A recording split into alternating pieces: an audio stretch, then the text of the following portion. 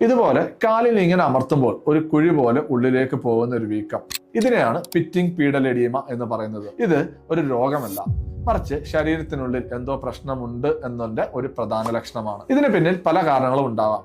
Congestive heart failure, കിഡ്നിയുടെ പ്രവർത്തനം കുറയുക, ലിവർ രോഗങ്ങൾ, ശരീരത്തിന്റെ പ്രോട്ടീന്റെ അളവ് കുറയുന്ന ഹൈപ്പോപ്രോട്ടീനീമിയ, അല്ലെങ്കിൽ കാലിലെ ആഴത്തിലുള്ള രക്തക്കുഴലുകളിൽ രക്തം കട്ടിപിടിക്കുന്ന ഡീപ്പ് വെയിൻ ത്രോംബോസിസ് എന്നിവ ഇതിന് കാരണമാകും. ഇത്തരം അവസ്ഥകളിൽ ശരീരത്തിന്റെ ദ്രാവകം ടിഷ്യൂകളിൽ കെട്ടിക്കിടക്കുന്നത് കൊണ്ടാണ് അമർത്തുമ്പോൾ കുഴി പോലെ കാണപ്പെടുന്നത്. എന്നാൽ എല്ലാ കാൽ വീക്കവും അപകടമാണെന്ന് അർത്ഥമില്ല. പക്ഷേ വീക്കം തുടർച്ചയായി നിലനിൽക്കുകയും ദിവസേനം കൂടുകയും അല്ലെങ്കിൽ ഇതിനോടൊപ്പം ശ്വാസമുട്ടൽ, നെഞ്ചുവേദന, കാലിന്റെ പിൻഭാഗത്തെ വേദന, മുഖത്തോ വയറ്റിലോ വീക്കം എന്നിവ ഉണ്ടാകുകയും ചെയ്താൽ അത് ഒരിക്കലും അവഗണിക്കരുത്.